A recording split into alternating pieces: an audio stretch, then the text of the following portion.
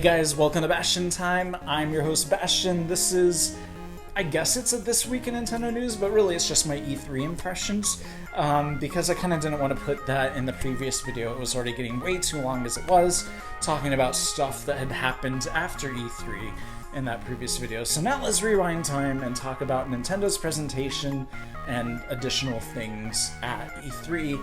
And my basic blanket statement is, I'm a bit disappointed. I understand that a lot of people are super excited for Super Mario Odyssey. I'm not that excited for it. I'm probably gonna buy it and play it, and I'm sure I'll end up loving it, but the only thing that really grabbed my attention and made me go, oh my gosh, I want to play this game and I want to buy this game, are those really cool instances where Mario goes into an 8-bit looking pipe and then suddenly you're playing old school original Super Mario Bros. But on 3D surfaces. So you're like on the four sides of a pyramid, or you're going around a circular tower. That stuff looks amazing. I wish the whole game was just that, or there was a whole game that was just that. But New Donk City still looks weird and gross to me. Even like the Woodlands is kind of weird. I don't know. It's the only game out of E3, out of Nintendo's presentation at E3, that I was like, I guess I'll buy that, but I'm not super excited for it. Basically, my worry is that still they didn't really announce enough stuff for the Switch. At least first-party stuff. I mean, Mario and Rabbids they announced, and that looks, to me, not at all interesting, but I'm sure to plenty of other people that looks really interesting. So that's fine. That's going to be for them. I'm not going to buy it. And then, what other first-party stuff did they announce? Well, they announced Yoshi Switch, which frankly looks really cool. That's the one thing that I saw from the presentation that I was like, okay, I'm gonna get that at some point, that's for sure. Maybe it's not the kind of game that I'm like super excited and counting down the days until release. I'm probably not gonna pre-order it or anything, but I'm definitely gonna buy it at some point. Maybe used, maybe not, maybe new. But anyway, so that looked cool. The new Kirby game. Take everything I said about Yoshi Switch and, you know, subtract a grade. That's how excited I am about that. It's something I probably will buy. I like Kirby, so it's another Kirby game and it looks fun. But other than that, what was there? Metroid Prime 4, they just have a logo for it. They don't even have any footage for it. They don't even have a piece of concept art for it. And we learned that Retro's not even involved, so what the heck is this thing? Is it even actually in development? Is this just a lie that they're telling us to make us think that there is some Metroid Switch coming out? I don't know. I don't understand what they're doing there. Why is there nothing ready yet to show us? You know, Prime 4 is... There's going to be such a huge gap between 3 and 4. Why have they not been doing anything since 3? So anyway, that's it. I guess really, if I were going to fix things, what I would do is, surely they're working on a Zelda game for the 3DS. The way it works is they're, at least the way it used to work, now that the Switch is both a handheld and a home console, maybe this is all turned upside down, but the way it used to work before the Switch is there's one Zelda team working on handheld Zelda, and a completely separate Zelda team working on the home console Zelda, and then sometimes there's a third-party developer working on something like Ocarina of Time Remake, or Majora's Mask Remake, or Triforce Heroes. Triforce Heroes, I think, was also Grezzo. In any case, so, you know, Triforce Heroes was done. Let's say that the in-house... I was going to even go as far back as A Link Between Worlds and say, since A Link Between Worlds, what the heck has handheld Zelda team been doing? But let's say maybe they did do Triforce Heroes. Okay, fine. Well, that has been out for a year and a half, 2 years? What has handheld Zelda team been doing since then? Something, surely, right? So why didn't they show us anything?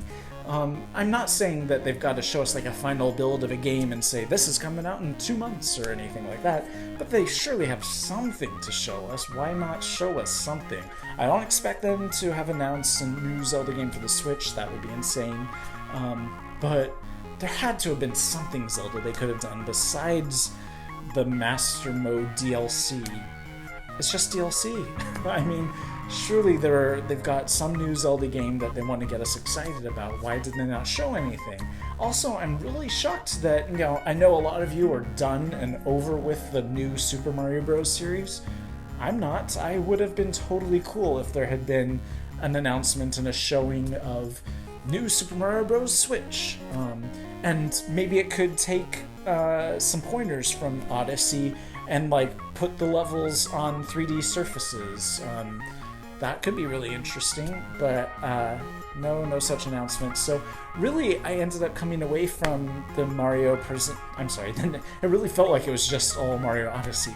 The Nintendo presentation going, I am not excited about anything. Nothing in that made me go, yes!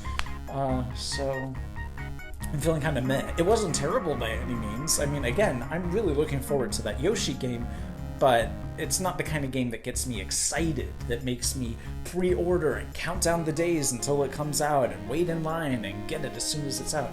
It's not that kind of game. It's just the kind of game that's like, oh, that would be fun to play for a little bit each day, maybe. But anyways, that's my Nintendo presentation impressions.